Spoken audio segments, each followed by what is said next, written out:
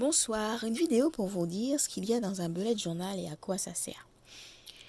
Si vous cherchez un outil pour vous permettre de vous organiser, un outil qui rassemble toutes vos notes, tous vos post-it, tous vos agendas, tous les projets que vous avez en cours, le bullet journal est un outil parfait pour cela. Je l'ai testé depuis plusieurs années. Je l'utilise depuis plusieurs années. Et donc, je vais vous montrer ce qu'il y a dans un bullet journal. Donc, moi, j'ai commencé par mettre un titre, dire que c'est mon bullet journal. En dessous, mais je ne vous montrerai pas, il y a mon numéro de téléphone et mon adresse mail. Ensuite, la première partie, c'est l'index. Dans l'index, vous allez noter les collections, donc les pages auxquelles vous allez attribuer un titre et le numéro de chaque collection. Donc, par exemple, ma future log, elle va de la page 1 à 2. Et j'ai une autre collection qui regroupe d'autres informations pour des future logs qui vont plus loin que celle qui s'arrête au mois de novembre. Parce qu'ici, ma future log s'est arrêtée en novembre.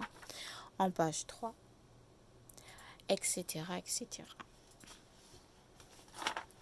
Ensuite, la partie sur la future log que j'ai designé, j'ai suivi le design de Ryder Carroll. J'ai amélioré parce que j'avais besoin d'informations complémentaires. Les numéros des semaines, j'en ai énormément besoin. Donc plutôt que d'avoir un calendrier en plus, je mets tout dans mon bullet journal. Et donc pour chaque mois, donc juin, juillet, août, etc. Je liste les rendez-vous, les choses à vérifier, à planifier.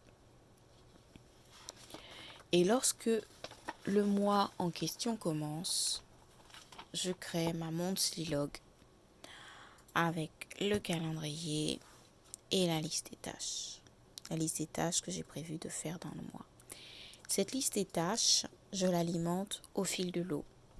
Ça me permet d'éviter la weekly parce que j'ai besoin de voir comment sont remplies mes semaines.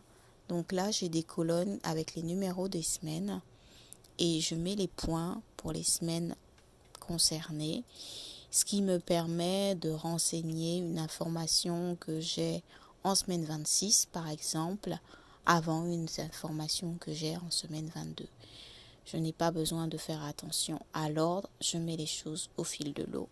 Et j'ai suivi le même principe sur la daily log. Voilà par exemple une daily log où je renseigne les informations au fur et à mesure de la journée. Et du coup, je n'intègre pas des structures figées qui au final me font perdre de la place. Et qui comme des journées bien remplies comme celle-ci, ne tiendraient pas la route. Parce que là, j'ai juste une daily log qui en fait a commencé sur les pages d'avant, a commencé ici ma daily log et au final elle fait tout ça. Donc si j'avais prévu de faire des zones, ça ne serait pas passé. Et donc avec ce système d'organisation, je rajoute de la rigueur, je rajoute de la discipline, je rajoute du suivi dans mon quotidien. Je couple ça avec un outil électronique. J'ai un agenda électronique qui me permet de partager les rendez-vous avec mon conjoint. Mais pas besoin d'avoir mon téléphone sous la main. J'ai tous mes rendez-vous dans mon cahier. Je suis passée au papier depuis janvier 2017. Et je suis heureuse. Je suis contente, je suis satisfaite de cette façon de travailler. Je vais voir comment je vais améliorer ces prochains jours mon bullet journal avec la méthode Getting Things Done de David Allen. Et je partagerai. Je replace mes livres.